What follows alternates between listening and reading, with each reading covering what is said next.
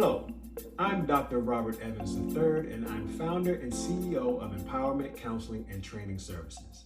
I'm here with the second part of a three-part series on new normal discussions. Today we're going to be talking about difficult conversations with our children about race. We're going to get into some steps, into some rules of engagement. Step number 1, understand your stance. What we're referring to when I say understand your stance is you really have to be comfortable with your position when it comes to race relations. How do you feel about where you stand? Where are you when it comes to whites and blacks and Native Americans and Asians and Jewish people and all races being in one country together and fighting for the same cause? Where do you stand with that? Be comfortable with that and understand it, because you're going to be tested when it comes to having conversations with your children. They're going to ask you questions and you're going to have to be able to respond. Understand your stance. Step number 2, be prepared for anything. When it comes to having difficult conversations with our children, especially conversations about race, we want to be prepared for anything that we may hear from them. Our children are very sharp, and oftentimes we underestimate them. They're very intuitive and they pay attention. They're also able to read our emotions and take our temperature, even when we don't know we're being read. So we need to be in control of our emotions throughout the conversation and remain calm. So being prepared means that if you need to meditate prior to the conversation, if you need to drink some tea, then that may do the trick. Whatever you need to do so that you can remain calm throughout the conversation, do it, because you need to be prepared. Step number 3, be 100% honest and transparent when it comes to having these conversations. What do I mean by honesty and transparency? If your children ask you a question about how you feel about race relations in America, you need to be honest. They are going to be able to read when you're not telling the truth anyway, and they're going to be able to see if your actions don't add up to your words. But also transparency, that's very important. Be open and transparent about your struggles with race relations, what you've gone through. If you've made some decisions in the past that were not friendly or kind, and you've changed your mind and you've been able to overcome those things, you want to be completely transparent about that, because you never know what your children are struggling through, and that may help them. So you want to be 100% honest and 100% transparent. Step number 4, identify right and wrong. This one may be a tough one for some of us because, we're not perfect individuals by far. We make mistakes. And oftentimes, especially when we were young, we may have done the wrong thing. And when we're having these kind of conversations with our children, it's important to be able to identify the right and the wrong.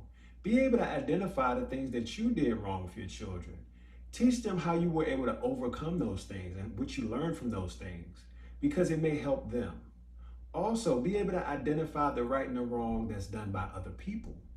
One of the latest atrocities that we've seen, the shooting of Jacob Blake, the guy who was just walking to his car and he shot 7 times in the back, was absolutely wrong. And we need to be able to identify that when we're having these kind of conversations with our kids, because the child is going to ask, why did that man get shot in his back 7 times? What was the purpose for that? What are you going to say? Be able to identify the right and the wrong. So let's recap. Step number 1, understand your stance.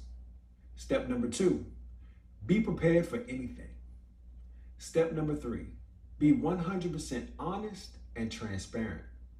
And step number 4, identify the right and the wrong. Now we're going to get into some rules of engagement.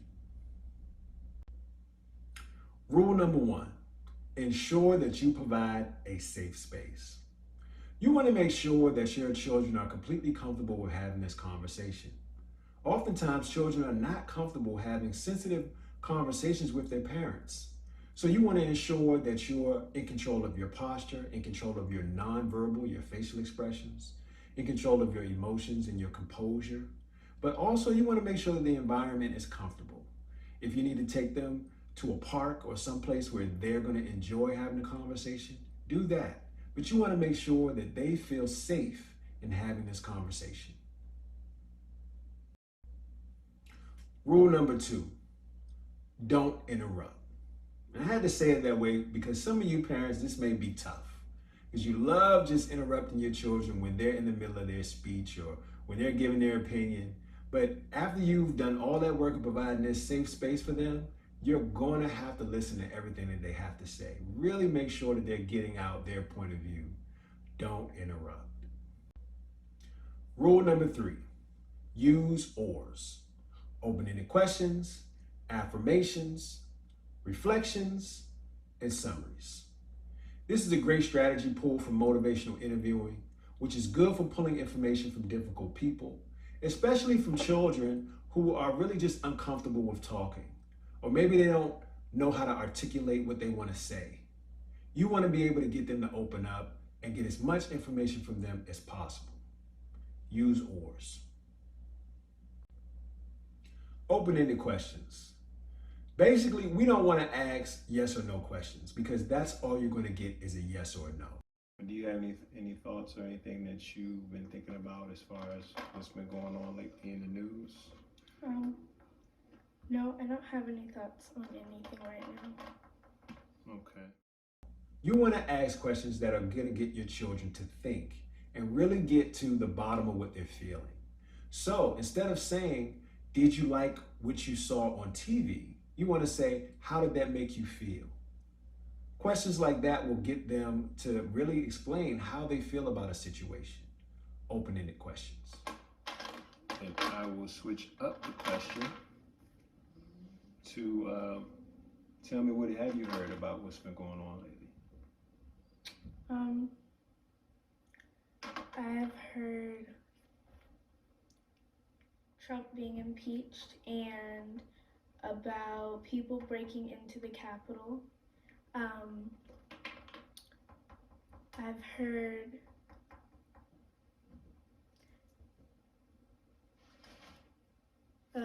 about other things that have been happening with coronavirus. Oh, yeah, there's a lot going on with coronavirus. Affirmations. Now this is important because this is where you're going to make a connection with your children. You want to make sure you're doing it through your nonverbals, your eye contact, your facial expressions. It's really an acknowledgement of where they're coming from. Remember, this strategy is going to make sure that your children are opening up. So you want to make them feel comfortable. And so you want to make sure you affirm. What I want to say is a part of being black, but also it is also about other people who are different, like aren't the same color or have disabilities and stuff, is that I think that if you're different, that means you're unique. So if you're different than others, and that's a good thing because you shouldn't be the same. That just doesn't bring out anything in you. Oh, wow, man, that is profound. Reflections. Now here's where your children are going to know that you've been listening because you're going to be able to reflect back to them what you've heard. Not only that, you're going to be able to reflect what you think they feel because you've been listening beyond the words for their feelings. For example, if they say, you know what, I didn't like when such and such happened. You're going to say, oh, so you feel frustrated. And they say, oh, wow. Not only that, they're going to keep talking because once they hear that acknowledgement, it's going to trigger something for them that's just going to keep them talking. And that's a reflection.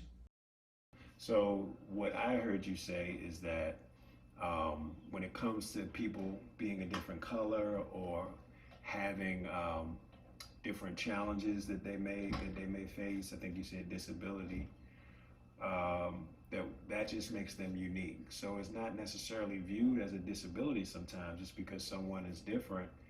It just makes them unique and it makes them stand out because we shouldn't all try to be the same. Is that what I heard you say? Yes. Awesome. Summary. Now here's how you close out your ORs. You want to make sure that you're able to recap everything that you've heard. You've already given them affirmations and reflections, and your child knows that you've been listening, but now you want to be able to make sure that you're 100% on the same page with a complete summary of what they've said. That's your summary. I just think encouragement. Encouragement is a really big part within the growth of, younger people, especially if they're your kids, you know, they look up to the older adults within the household. So I just think encouragement is a bigger part in, you know, a child's growth. Yeah, so encouragement. Okay. Well, just to recap, I think this was a good discussion. Did you have anything else you wanted to say about inequality in America? No. No. That's But you covered a lot. You talked about the history of America and where we came from and where we are and how inequality is a big piece of the American puzzle, which I thought was a really, really great analogy, by the way. And you said that piece of the puzzle is something that just needs to be fixed. You know how you try to fit a puzzle piece in and it won't quite fit in good, and you try to force it. Kind of reminds me of that. So we need to do some things to make sure that puzzle piece is fixed. You talked about responsibility of us all to educate ourselves on our history. I think that's really, really important. And those people who are in denial of the history need to get some courage, because basically it's fear that's holding them back, and they need to get some courage, get up on their history, so that they can say, okay, you know what, let's not have history repeat itself. Let's do something different.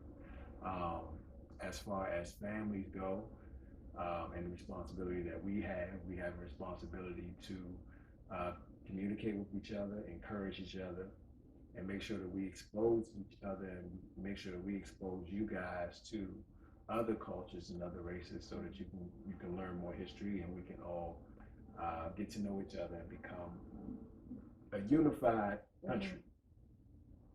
Did I get that right? Yeah. So, to recap rules of engagement, ensure that you're providing a safe space for your children to speak. Don't interrupt and use ors.